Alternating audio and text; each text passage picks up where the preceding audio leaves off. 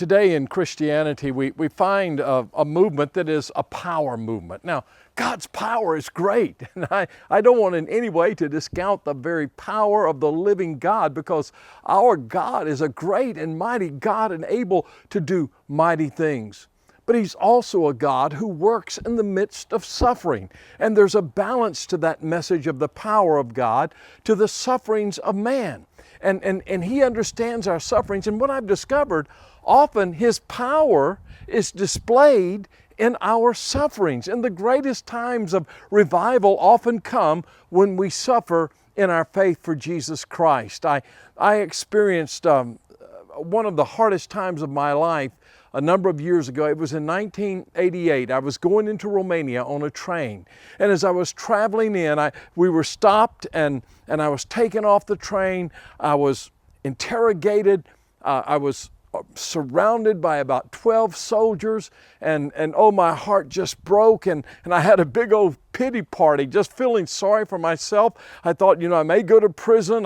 I know I'll never see my Romanian friends again, and my heart was just broken.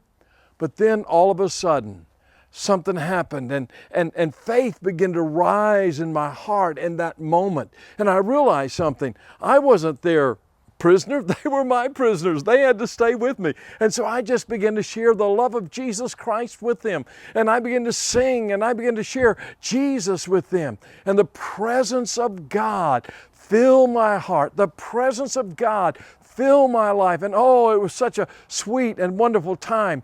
And then they deported me from the country.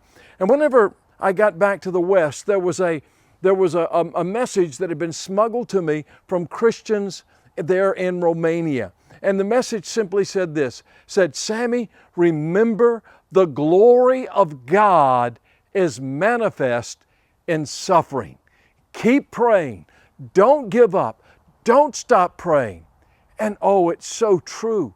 The presence of God will fill our lives. Isn't this what the psalmist wrote in Psalms chapter 23 and verse 4? He said, even though I walk through the valley of the shadow of death, for I know you are with me. Your rod and your staff, they comfort me. And oh, if you've never been comforted by God in the midst of suffering, you'll never know the manifest presence of God. Oh, His presence is manifested when we suffer. If you're going through something, oh, right now, if you're going through a tough time, a difficult time, turn to Him. Look to Him. Let Him meet with you. Let Him come and manifest Himself to you. Revival often takes place in the midst of our suffering. So don't waste your suffering. Don't waste your sorrows. Look to Jesus Christ. Oh, draw near to Him, and He will draw near to you.